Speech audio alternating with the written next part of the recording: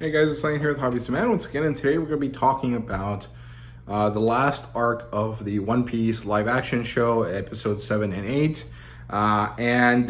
Overall, it was pretty great. I thought it was a pretty good ending. It was actually very well done in the sense that this could be the only season we get and it ends nicely. Or it could be like the start of a mega series, you know, that has 6, 8, maybe 12 seasons, I think is the latest concept that we've heard from the people that work at Netflix. I don't know. I think the right way to do this would be only to go up to Marineford. Marineford, and then a epilogue that shows them arriving to Sabaody the second time. I think that would probably be the right way to do this. And honestly, I'm not really sure that they would even make it to Marineford, because at that point, you have to remove all of the cast except Luffy and then bring in a bunch of other ones, right? So I'm not really sure how that would work. But if I was in charge, if I was in charge of this, I would definitely say only go up to Marineford and that's it. Does it kind of suck because we don't get everyone in the series?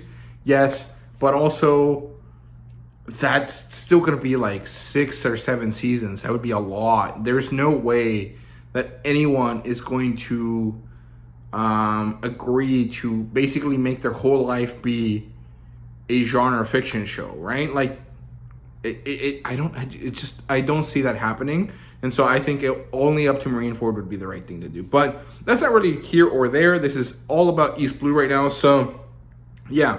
Overall, my thoughts here are, it was a good ending. I liked it. I think actually it was a great ending. I would say that it was pretty well done. It turns the East Blue from a disjointed kind of prologue set of tiny stories leading up to the beginning of the story or the beginning of the adventure into a proper self-contained arc. It changes things. It makes it so that it feels much more similar to later arcs in the story. And I think that was well done. I think that was great.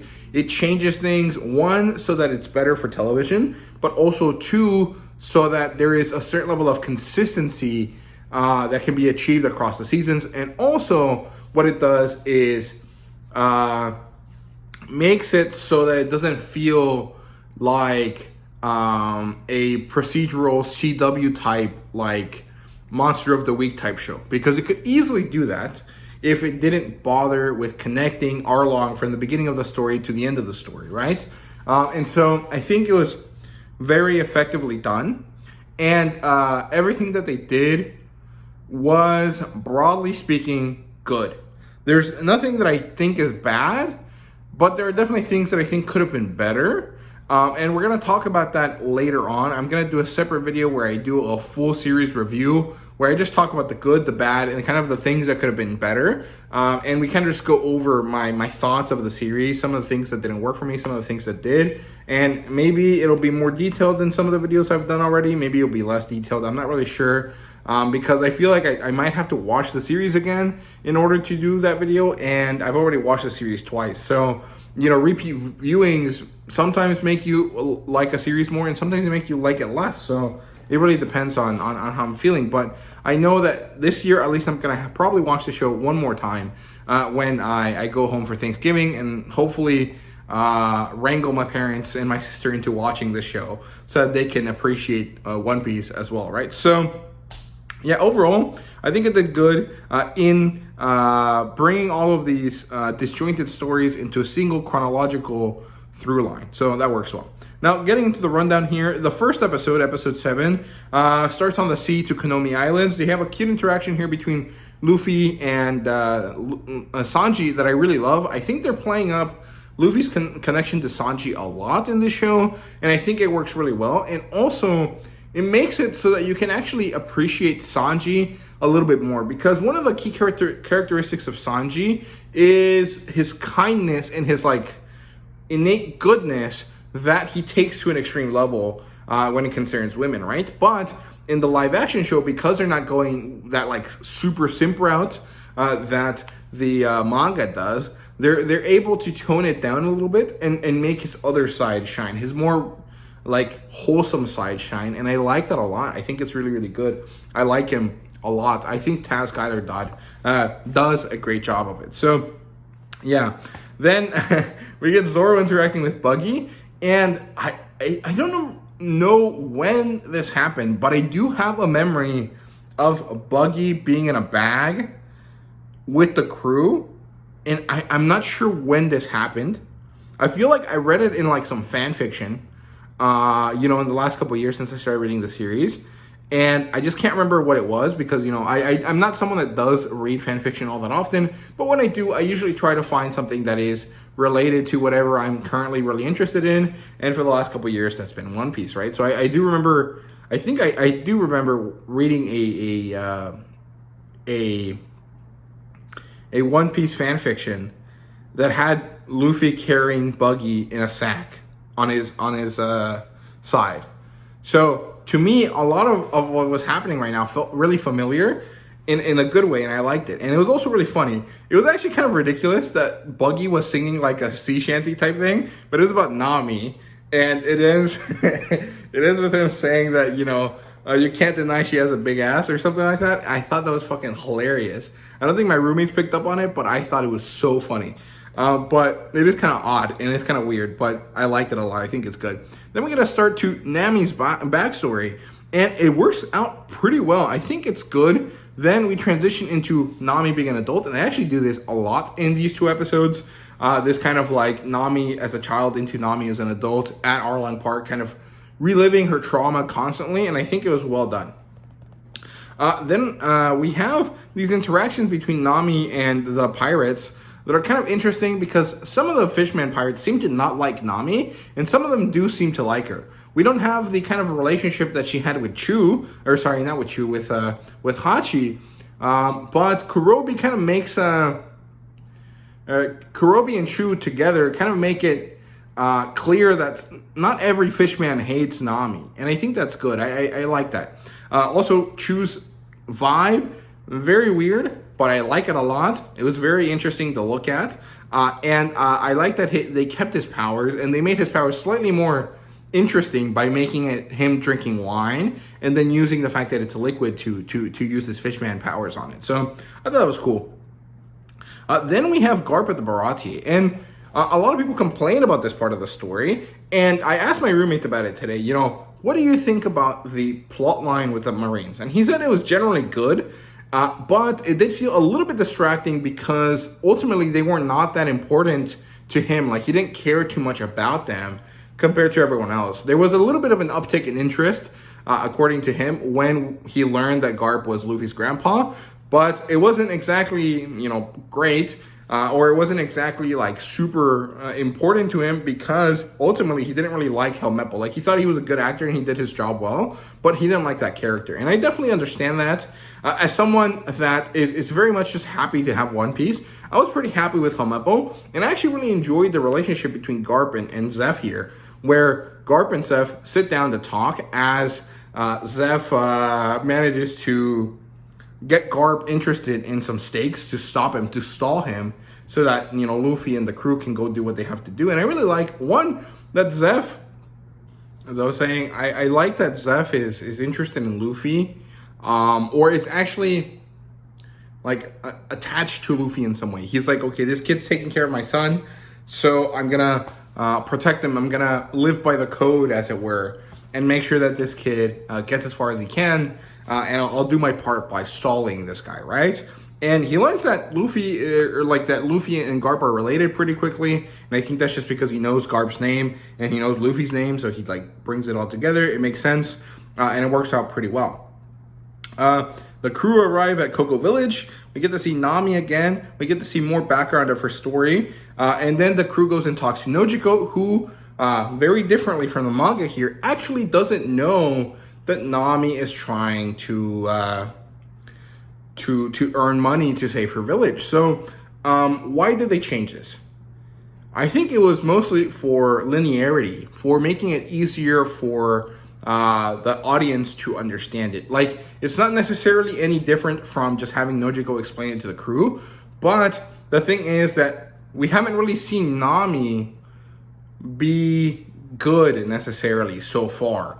And this kind of like inversion of expectations, or this kind of usurpation of expectations, is not as good in live action, where you can't hear people's thoughts, as it would be in a manga or in a book, right? And so I think that they went with a more simple, easier way of doing it, which is have Nojiko and the village not know, have her interact with Nami while this is happening, and then have her realize it after Nami tells her, in a very kind of cathartic, or maybe emotional scene, and then have her disperse that information to the rest of the village, right? So I think it works out well.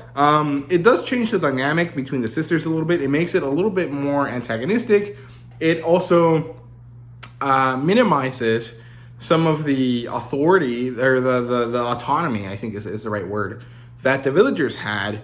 But it also makes Nami just a tad more heroic, because she's actually doing this alone, instead of like in this veneer of doing it alone, like in the manga. So on one hand, it's better in some ways, and on the other hand, it's worse in the other ways. But I think for the sake of new people to understand it, it works out pretty well. So I think that was well done.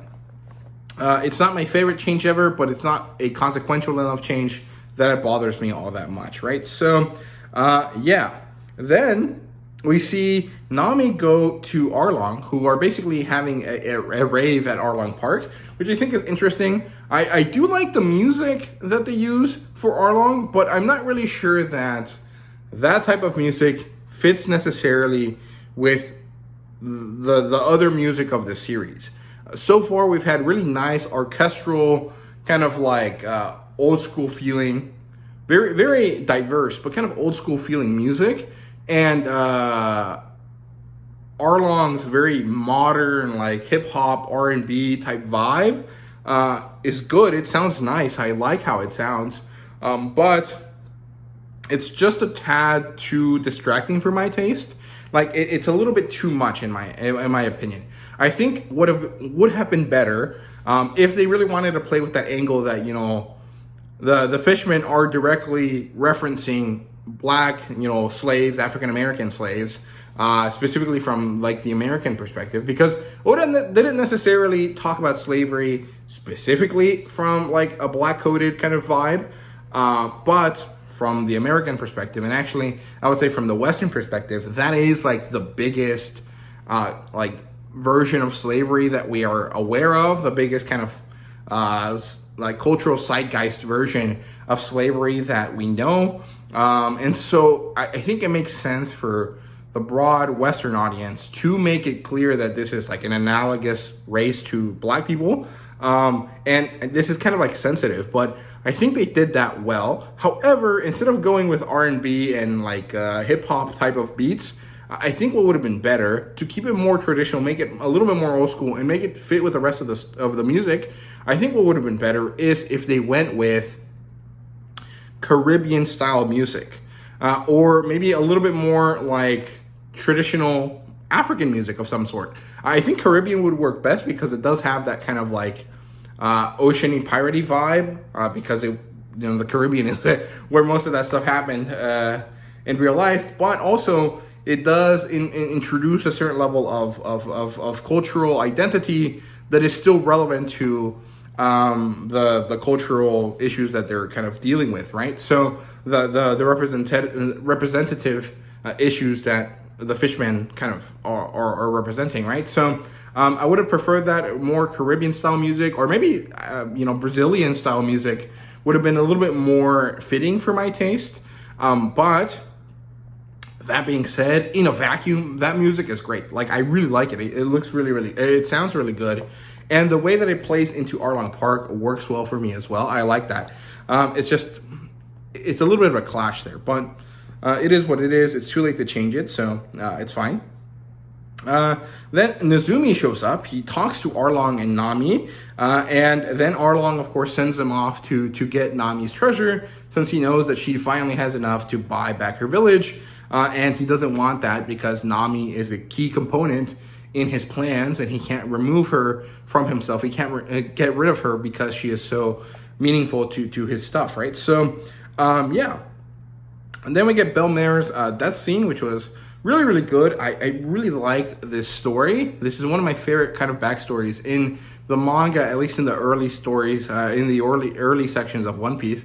I think up to the end of Alabasta, this is probably the best backstory we have.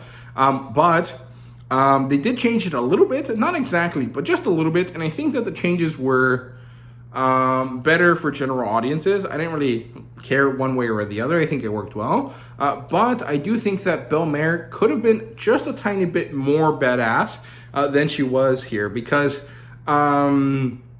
later on, when Nami kind of gets interested in female Marines and is interested in helping them and being helped by them, it will be more difficult to kind of make it work if Belle Mare wasn't initially so cool and badass, right? And she didn't get to be that cool and badass. She was more of a, like, I don't know, it felt like a scene from, like, you know, like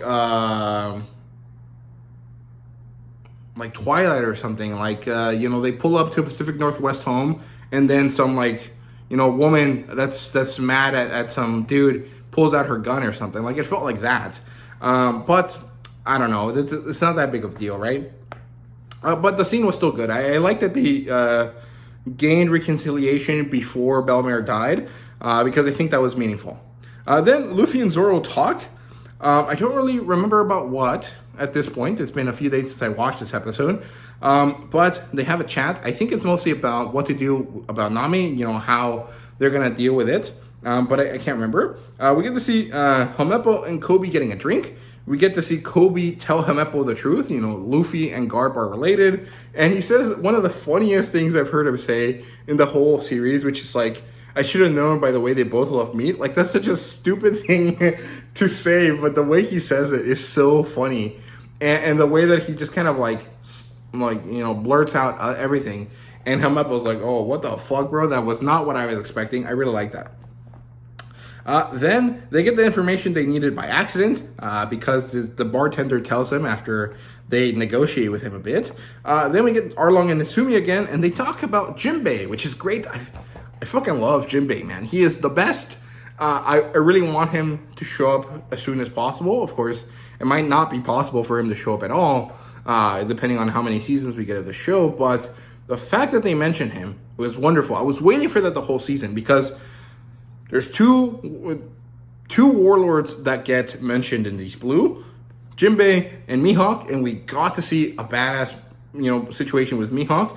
I would have really loved to see a badass situation with Jinbei, but hopefully that is later in the story, right? So maybe season 2 or 3, but who knows?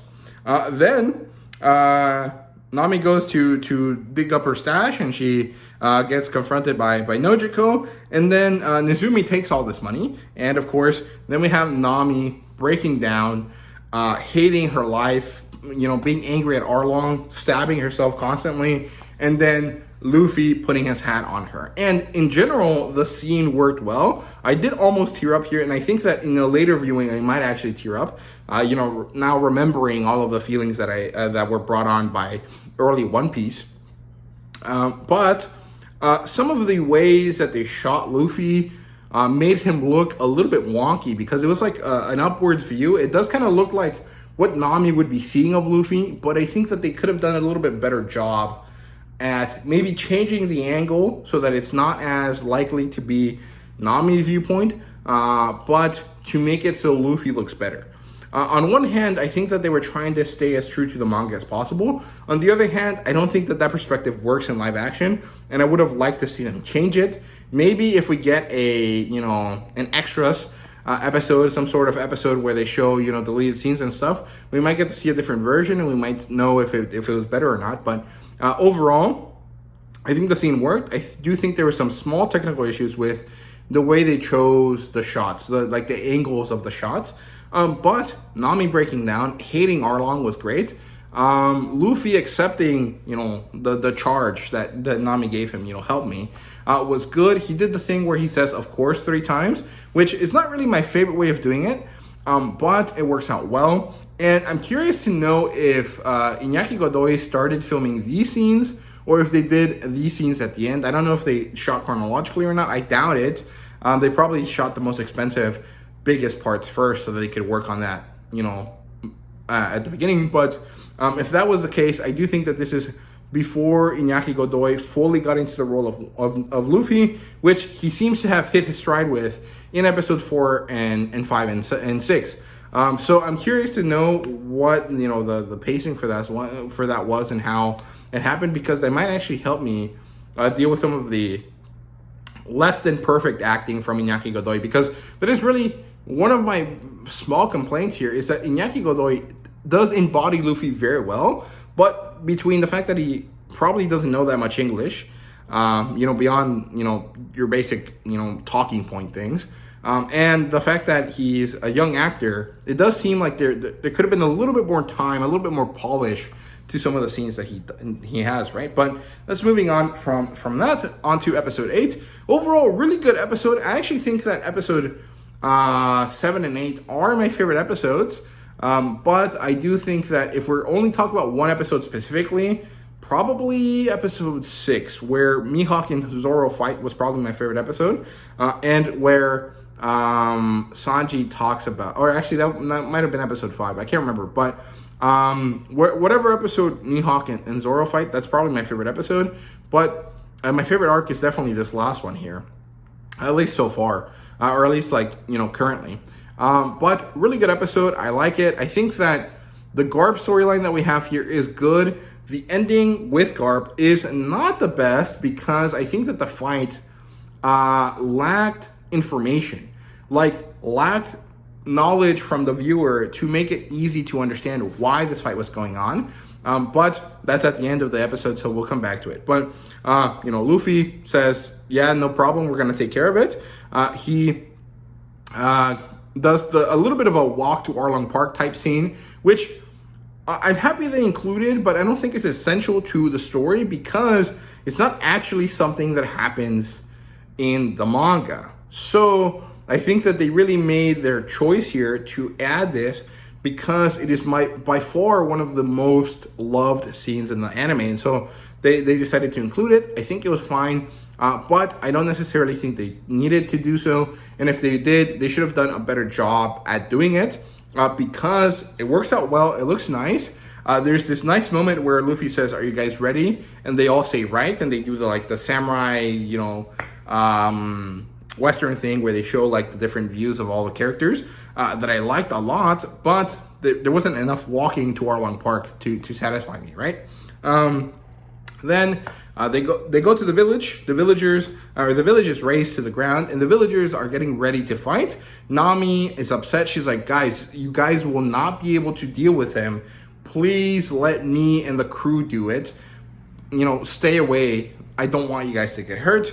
They're kind of upset about it, but eventually Luffy stands his ground. He's like, she's right. You guys stay here. It's my problem because he hurt my navigator.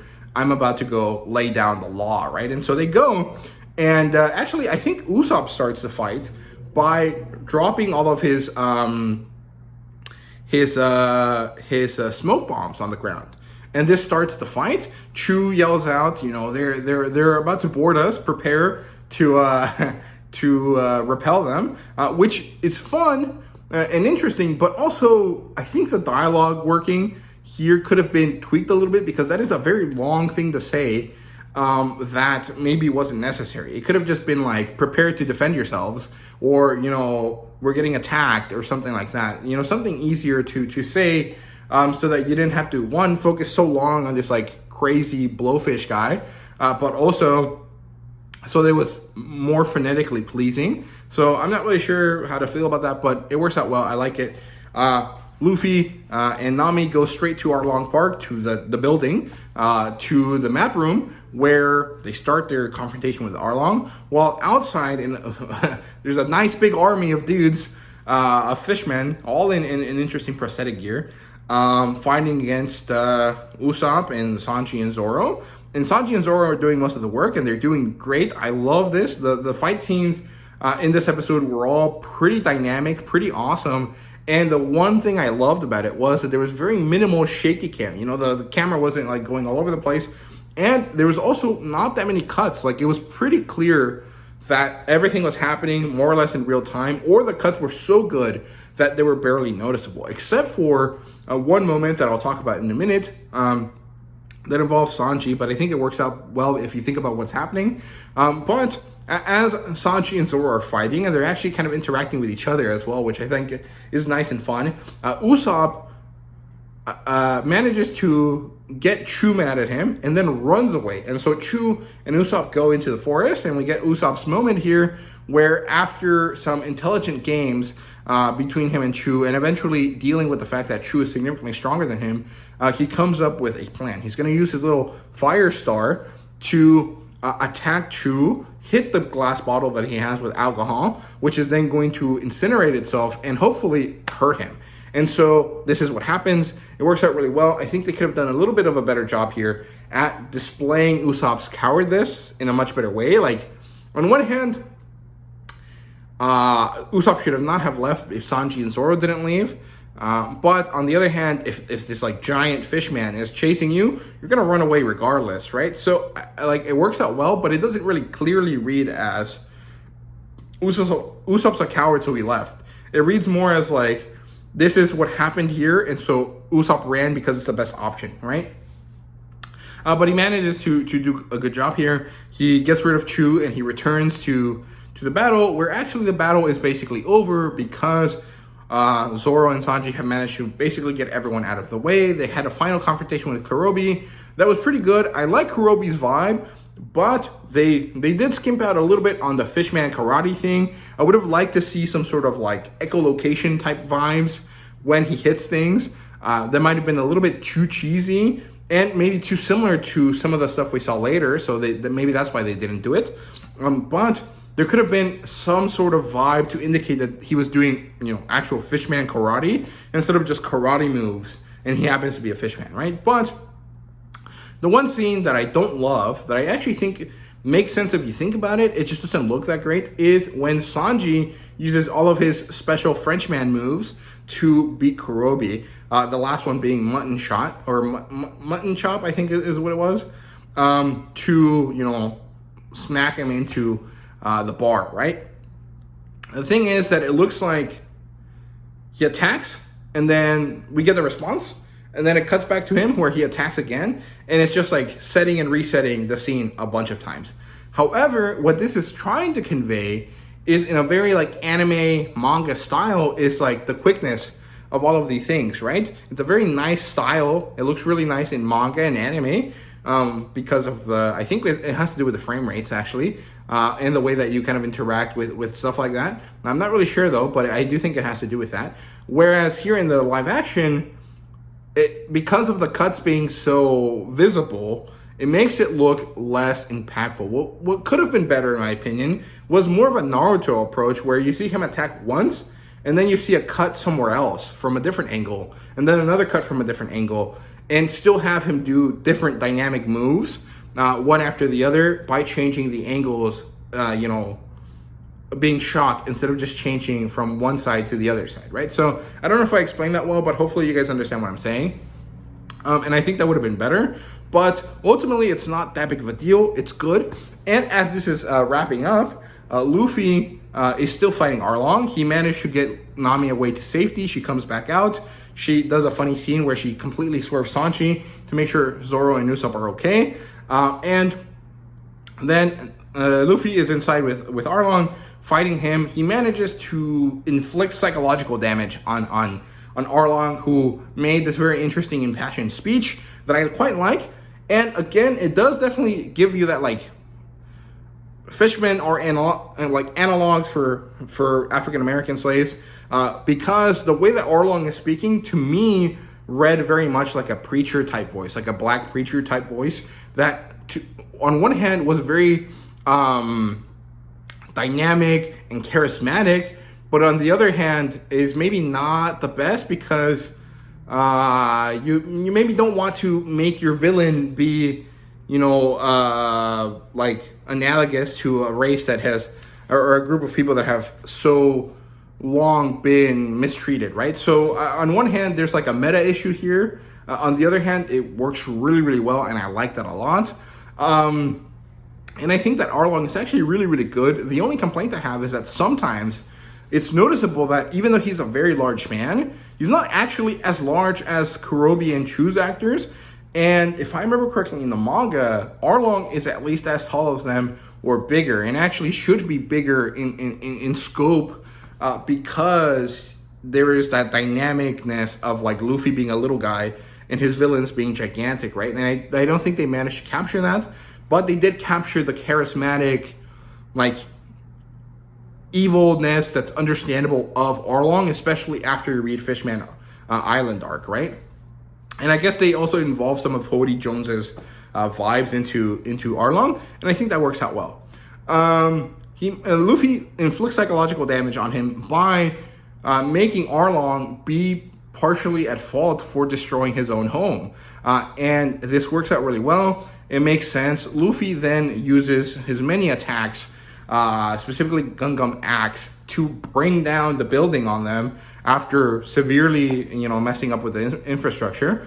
And then there's this great moment of like, oh no, is Luffy going to be a K? That worked really well for me. I really liked it because everyone was a bit upset, and Nami specifically was like, I'm free, but at what cost? Did I just lose a friend in order to free myself, kind of thing, that you could see on her face that I really liked.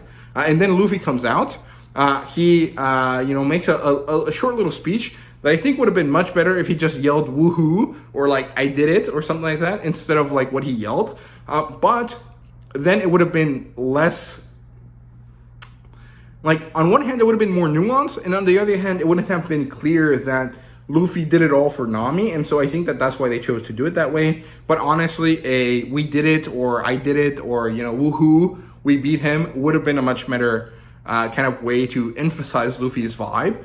But again, it's not that big of a problem. It's just something that I'm noticing, and it's always more interesting to talk about the bad things than the good things, because everyone more or less agrees on the good things, right?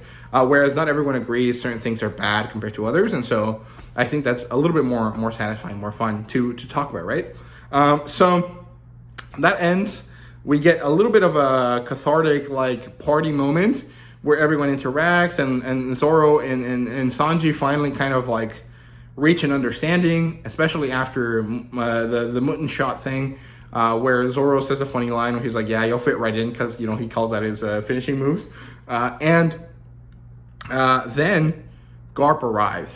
Pretty cool. I like this scene. I actually enjoy the situation that happens now where Garp and Luffy fight broadly. One, because it actually shows you future sight, observation hockey, which is good. And I actually like that they showed all three types of hockey, and they did it in a very low-key way that most people wouldn't notice, but that if you're aware of it, you know what's going on, very satisfyingly. And they didn't make it so that it's visible. I really would have preferred it to be more visible, but we can argue that it's because Luffy is not aware of it yet, so he can't actively see it, which is something that we can also kind of compare to the Wheel of Time, where in the first season, the weaves are singular color, white, and now that people are aware of them, they actually are different colors. So I think that's good. I really would like to see black outlines and stuff for hockey in future seasons, if we get future seasons, but who knows if we will. But I like that part of the fight. And also, I think that on a meta level, or on the level of like what the point of this fight is, it works. I just don't think that the writing was good enough to convey all of those feelings correctly. I think maybe a little bit more dialogue could have gone a little bit of a long way to kind of help us that, or have Kobe talk to Nami or Sanji or someone about what's happening. Their grandfather and grandson, Garp, in a moment of melancholy where I was with him, was telling me that, he has this situation where he taught his grandson everything he knows, but his grandson's not willing to be a Marine, and so in order to protect him, he decided to treat him harshly so that he becomes a strong man. It seems like it's doing good, but Garp is still significantly stronger than him, right? And so something like that, some sort of way to disseminate that information through the fight would have been better, because ultimately, even though the fight is well choreographed, I liked how it looked, it does feel like Garp is angry, and then he turns around and decides to laugh instead and have fun with it. But there is a certain level of like, damn, that's great. When Garp is like, okay, I still beat you, but it looks like you're ready to go. You have the convictions necessary. I love you, and I'm letting you go and be free. Have fun, and be careful kind of vibe. Like, I like that a lot. I think that that sort of relationship is great. And then this leads into a bunch of little different short endings that help us kind of contextualize the series, finish off the series, and go on with our story. So we get to see Luffy and his friends, decide to set sail. We get to see Kobe, which I think is actually a great scene, bring the wanted poster to Luffy. We get to see Luffy interact with it. We get to see him understand that Kobe is a good man and hugs him and has a moment of brohood with him, which I like. And then we get to see people around the world, which is a kind of common thing that we get to see, interacting with the fact that Luffy finally got his first wanted poster. We get to see Makino, we get to see Kaya, who mostly cares about Usopp in the corner. We get to see Luffy tell his friends about it, and we get to see Shanks think about it and deal with it, thanks to Mihawk. And I love that scene a lot. But again, my man Ben Beckman really was shafted with the casting there, because he looks about as heavyset as Lucky Root, which is not a problem in itself. Like, I don't have an issue with the actor, being that. Like, I mean, I'm fat myself. It's not about that. It's the fact that when you look at the character and the type of character that he is, it doesn't work that he looks more like Mr. Gibbs than he looks like a badass, military guy, or whatever Ben Beckman is supposed to be, right? But it's not that big of a deal. Again, it's just noticeable because he was front and center in that shot. But I like that. I like that Shanks laughs at the fact that with an arm tied behind my back. I think that's funny. And then we get the crew finally setting sail. We get to see them have the barrel scene. We get to see them have a moment where Luffy finally sees his Jolly Roger, and we get to see them give Nami some space on the boat so that she can have some mikan trees. And I like that. I think all of these moments were great. And I also like the way that this ends, sailing into the ocean, but not necessarily getting super close to the Grand Line, because on one hand, it makes it so that there's a perfect, compelling ending. We're on our way to the Grand Line. We're going to go into Reverse Mountain, and there's nothing else to do. And on the other hand, if they decide not to do that and start season 2 with Logtown like they should, it's very easy to do because there can easily be a way to explain it. Oh, Luffy ate all of our food. We have to stop an emergency stop at Logtown to get more resources before we get into the Grand Line. Let's go do that. Luffy learns that this is where Gold Roger had his execution, so he goes and sees it. We get to see Alvida and Buggy, who we got to see meet at the end of this episode, go against Luffy. And then we get to see, Dragon and Smoker, who also shows up at the end of the episode. And I think that'll be a great way to start the second season. It'll be real nice. And then we get into Reverse Mountain at the end of that episode. But the fact that they made it so that it can go both ways is perfect, because it doesn't feel ridiculous. It feels like it is not even intentional. It just feels well done. And I like that. I think that's good, because there's so many times where I've seen a show that isn't sure if it's going to get a second season or not. So they just kind of half-ass the ending, or the last couple scenes. And so when you watch it later, when it doesn't have a second season, it feels bad. And then when you watch it later, when it does have a second season, depending on the show, it also feels bad. And so I really like that they managed to find a great way to end the series and make it so that it can end completely, or it can easily continue. And I like that. I think they did a great job with that. So overall, really, really good stuff here. I really enjoyed my time with this series. I'm going to do another review video talking about the whole series as a whole. But these 2 episodes were wonderful. I liked them a lot, and I had a lot of fun with them. I do want to say, though, I heard that there was an hour-long wrap, and I didn't hear it at all in the series. Did I miss that, or is that just an issue where they didn't actually release it in the show? Let me know down below, and thank you guys very much for watching. See you guys later.